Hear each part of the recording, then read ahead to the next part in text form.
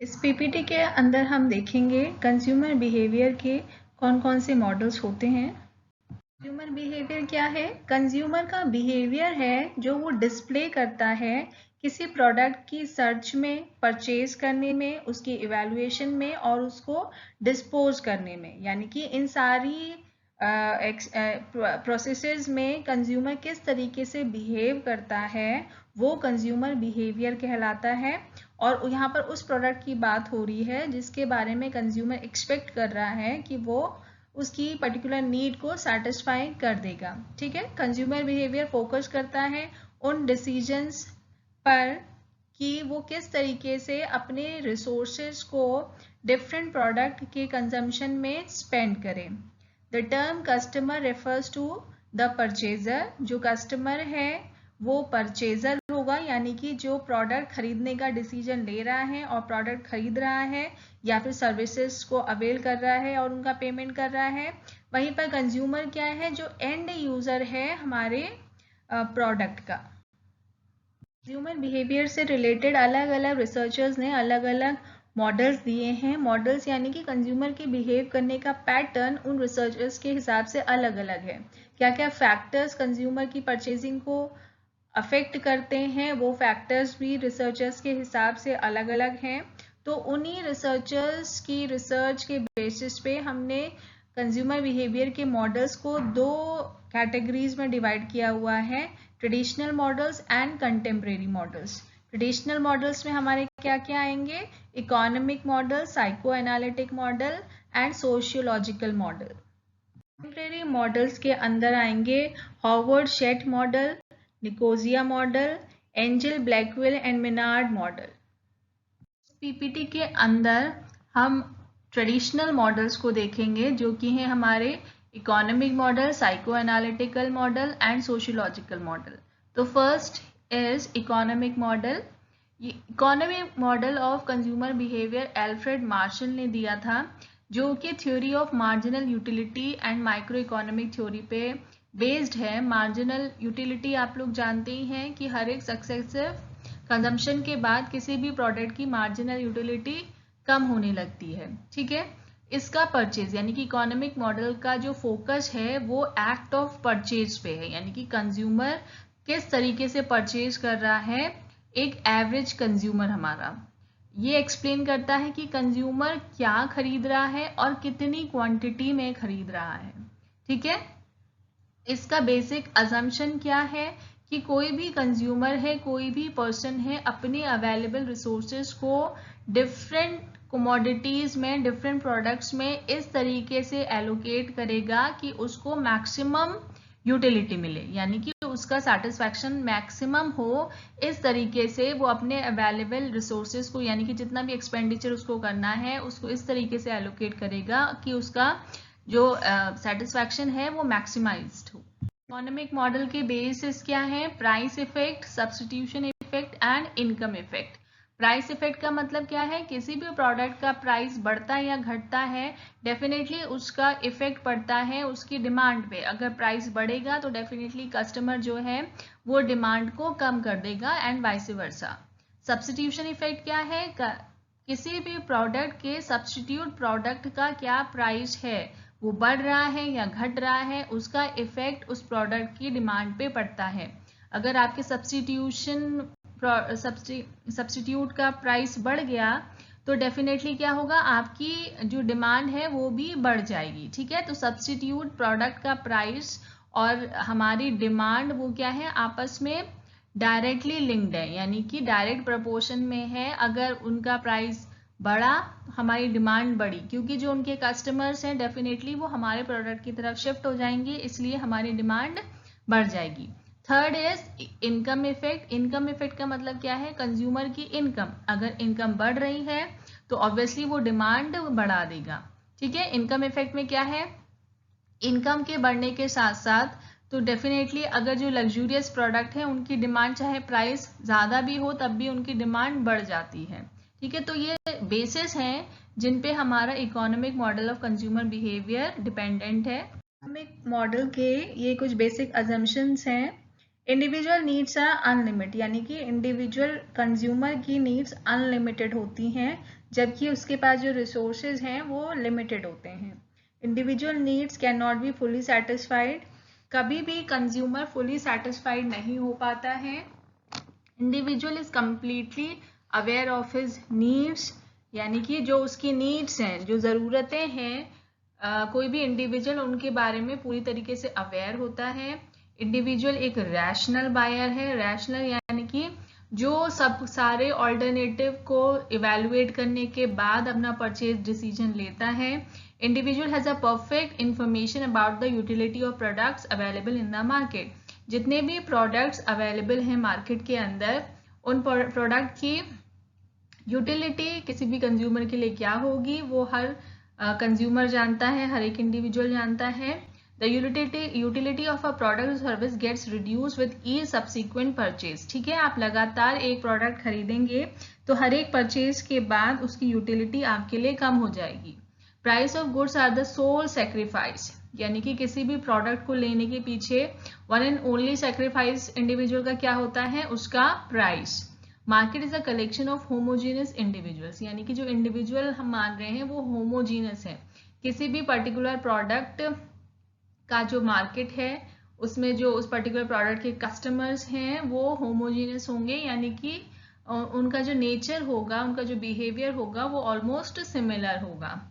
तो ये अजम्पशंस हैं, इनके बेसिस पे क्या है कि कोई भी मार्केटियर है वो कंज्यूमर को कोई भी प्रोडक्ट ऐसे ही नहीं बेच सकता है, क्योंकि हर एक कंज्यूमर अच्छे से जानता है किसी भी प्रोडक्ट की उसके लिए क्या यूटिलिटी रहेगी, मार्केट में क्या अवेलेबल है प्रोडक्ट्स, क्या सब्स्टिट्यूट्स अवेलेबल हैं, वो सारी चीज़ें इवेलुएट करने के बाद ही कोई प्रोडक्ट डिसीजन लेता है।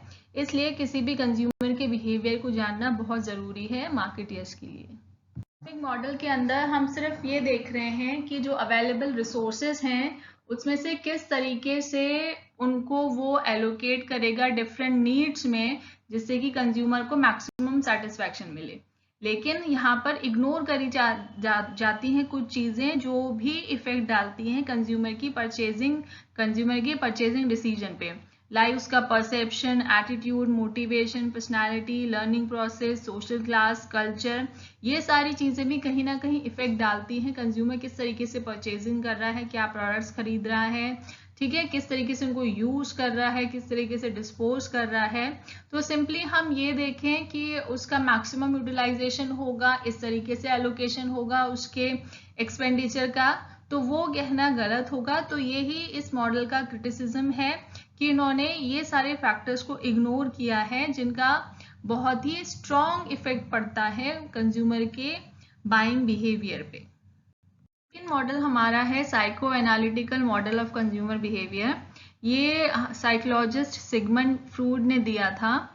इन्होंने बताया कि ह्यूमन बिहेवियर, यानी कि यहाँ पर हम कंज्यूमर बिहेवियर की बात करें तो कंज्यूमर बिहेवियर पे बहुत ज़्यादा इम्पैक्ट पड़ता है इंडिविजुअल पर्सनालिटी का, ठीक है, यानी कि जो आपकी पर्सनालिटी है वो आपके लिए मोटिवेटिंग फैक्टर का काम करती है। मतलब जो भी आप परचेजिंग कर रहे हैं वो किस पे डिपेंडेंट होगी, आपकी पर्सनालिटी पे, ठीक है, यानी कि जो आपका डीप सीटेड मोटिव्स हैं, जो आपकी पर्सनालिटी का इनर सेल्फ है उस पे डिपेंडेंट है आपका बाइंग बिहेवियर। किसी भी ह्यूमन बीइंग का जो मेंटल फ्रेमवर्क है वो 3 एलिमेंट से मिलके बना होता है, the id, the super ego and the ego. तो यही तीनों एलिमेंट्स मिलके मोटिवेट करते हैं किसी भी कंज्यूमर को कोई परचेजिंग करने के लिए। इड क्या है, एक आपका सबकॉन्शियस माइंड है जिसके साथ आप बर्थ लेते हैं, वो आपका पार्ट जो आपको कोई भी चीज़ बस डिमांड करता है कि उसके, आपका जो इड है, जो आपका एक ऐसा सबकॉन्शियस माइंड है, आपको कोई भी ऐसी चीज़ परचेज करने के लिए फोर्स करेगा जो मे बी आपके पास उसकी परचेजिंग पावर ही ना हो, आपके पॉकेट में पैसे ही ना हो, या फिर आपको उसकी ज़रूरत ही ना हो। तो इट, जैसे आप किड्स में देखते हैं, वो कोई भी टॉय को लेकर एक जिद पकड़ लेते हैं कि हमें ये टॉय खरीदना ही है, क्योंकि जो इड है उनमें वो बहुत ज़्यादा स्ट्रांग होता है। इड का मतलब क्या है, एक ऐसा फैक्टर जो किसी भी रूल्स, रेगुलेशंस, बाउंड्रीज को नहीं जानता है, उसे बस चाहिए, जो चीज़ चाहिए वो लेनी ही है। तो ये इड हमारे जो किड्स हैं उनमें ज़्यादा स्ट्रॉन्ग होता है, तो इड का बहुत ज़्यादा इम्पैक्ट पड़ता है। वही है सुपर ईगो। सुपर ईगो क्या है? ये वैल्यूज से बना है। वैल्यूज मतलब ये बहुत ज़्यादा कन्फाइंड है, जो आपके पर्सनालिटी का, आपके माइंड का वो पार्ट जो सारे रूल्स, रेगुलेशंस और बाउंड्रीज को फॉलो करता है कि सोसाइटी में ये पर्टिकुलर चीज़ एक्सेप्टेबल है या नहीं है, आपको किस तरीके से कौन से गाइडलाइंस को फॉलो करते हुए कोई भी एक्शन करना है। तो जब आप सेट ऑफ रूल्स में अपने आप को बाउंड करते हैं, वो आपका सुपर ईगो कहलाता है। तो ये भी आपके एक माइंड का एक पार्ट है, एक एलिमेंट है। वहीं ईगो है। ईगो क्या है? जो बैलेंस करता है सुपर ईगो और इड के बीच में।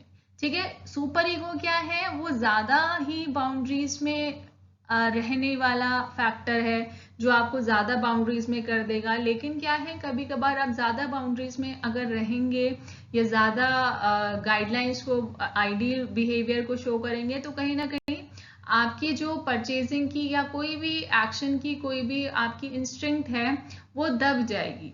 तो जो ईगो है वो सुपर ईगो और इड को बैलेंस करता है। It remains at the core of each need. किसी भी नीड के कोर में जो सबसे एक बेसिक है एलिमेंट, वो इड रहता है। Individuals show behaviour as a gratification to their id. ठीक है, क्या कर रहे हैं? कोई भी बिहेवियर एक ग्रेटिफिकेशन है, यानी कि उनको सेटिस्फैक्शन मिल रहा है उनकी इड को। कोई भी बिहेवियर आप शो कर रहे हैं वो सेटिस्फाई कर रहा है आपके इड को, क्योंकि कोई भी एक्शन का जो इनर पार्ट है, जो कोर है, वो इड ही है। ठीक है, इड को कितना स्ट्रॉन्ग करना है, कितना उसको दबाना है, वो काम करते हैं हमारे ईगो और super ego. Psycho analytical model का क्रिटिसिज्म भी है। हम सारे बिहेवियर को, हम ह्यूमन बीइंग के बिहेवियर को या फिर कंज्यूमर बिहेवियर को हमेशा एट्रीब्यूट नहीं कर सकते हैं इड के सेटिस्फैक्शन के लिए। ठीक है, हम हमेशा अपने इड को सेटिस्फाई करने के लिए कोई भी बिहेवियर नहीं रिफ्लेक्ट करेंगे। इसके जैसे कि आपका इड आपसे कह रहा है कि आपको ऑडी कार खरीदनी है, तो क्या आप खरीद सकते हैं? नहीं खरीद सकते, क्योंकि आपके पास परचेजिंग पावर नहीं है ऑडी कार खरीदने की। Is it clear? तो इसका मतलब क्या है, आप हमेशा अपने इड को सेटिस्फाई करने के लिए कोई भी परचेजिंग नहीं करेंगे। इसके साथ साथ ये मॉडल जो है वो इग्नोर कर रहा है किन के इन्फ्लुएंस को? ये डिपेंडेंट है पर्सनालिटी पे, लेकिन आपके परचेजिंग बिहेवियर पे आपकी फैमिली, आपकी सोसाइटी, आपके रेफरेंस ग्रुप और सोशल ग्रुप का भी बहुत ज़्यादा इम्पैक्ट पड़ता है, जिस चीज़ को इग्नोर किया गया है इस मॉडल के अंदर। और इसके साथ साथ एक ड्रॉबैक इसका और है कि over a period of time आपकी पर्सनालिटी चेंज होती रहती है, आपका परसेप्शन, आपका एटीट्यूड, आपकी लर्निंग, ये सारी चीज़ें चेंज होती रहती हैं। ठीक है, जो कि इग्नोर करी गई हैं इस मॉडल के अंदर। थर्ड मॉडल है कंज्यूमर बिहेवियर का सोशियोलॉजिकल मॉडल। ठीक है, इस मॉडल के अकॉर्डिंग क्या है, इंडिविजुअल बायर वो एक इंस्टीट्यूशन का पार्ट है जिसे हम सोसाइटी कहते हैं। वो उस सोसाइटी से, जिस सोसाइटी का वो पार्ट है, उससे इन्फ्लुएंस होता है और इन टर्न सोसाइटी को भी इन्फ्लुएंस करता है। ठीक है, तो जो इंडिविजुअल पर्सन का, इंडिविजुअल बायर का इंटरेक्शन हो रहा है अपनी सोसाइटी से, सोसाइटी में कौन आएगा? उसके फैमिली मेंबर्स, उसके फ्रेंड्स, उसका जिस भी सर्कल में वो उठता बैठता है, उसके ऑफिस कलीग्स, वो सारे लोग उसकी सोसाइटी में आएंगे। तो जो भी इंटरेक्शन उसका सोसाइटी मेंबर्स से होता है वो बहुत इंपॉर्टेंट रोल करेगा उसके बाइंग बिहेवियर को इन्फ्लुएंस करने में। ठीक है, तो जो मार्केटर्स हैं, through a process of market segmentation, ठीक है, मार्केट सेगमेंटेशन के बेसिस पे वो कॉमन बिहेवियर पैटर्न्स को फाइंड आउट कर सकते हैं कि ओके पर्टिकुलर इस क्लास में किस तरीके के बिहेवियर पैटर्न है। तो उसी हिसाब से आप अपना जो भी एडवर्टाइजिंग है या आपके प्रोडक्ट डेवलपमेंट है उसी के अकॉर्डिंग कर सकते हैं।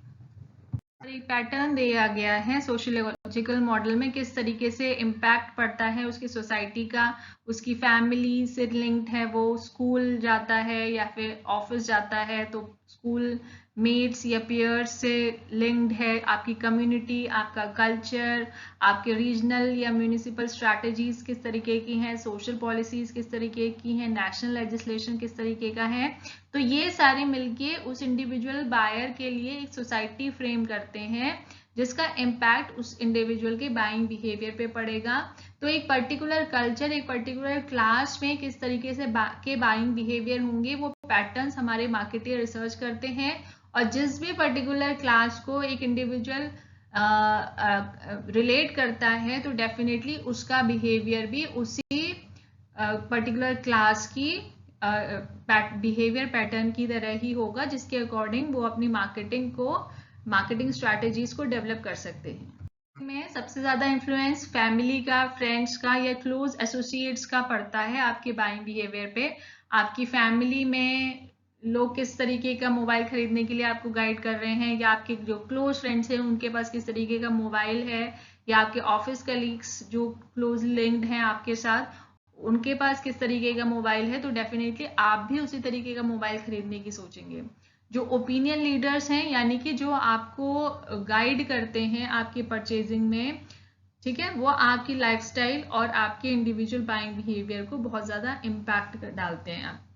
तो इसका मतलब क्या है, सोशियोलॉजिकल मॉडल के अकॉर्डिंग कि इंडिविजुअल का बाइंग बिहेवियर सिर्फ उसका जो इकोनॉमिक मॉडल में कहा गया था कि किस तरीके से मैक्सिमम सेटिस्फैक्शन मिलेगा उस पर ही डिपेंडेंट नहीं है, ना ही जैसे कि साइको एनालिटिकल मॉडल में कहा गया कि पर्सनालिटी पे डिपेंडेंट ही है, उसके अलावा आपकी सोसाइटी पे भी डिपेंडेंट है, क्योंकि आप बहुत ज़्यादा क्लोजली लिंक्ड हैं अपनी सोसाइटी के साथ, और जैसा बाइंग बिहेवियर आपकी सोसाइटी शो करती है वैसा ही आप भी शो करेंगे।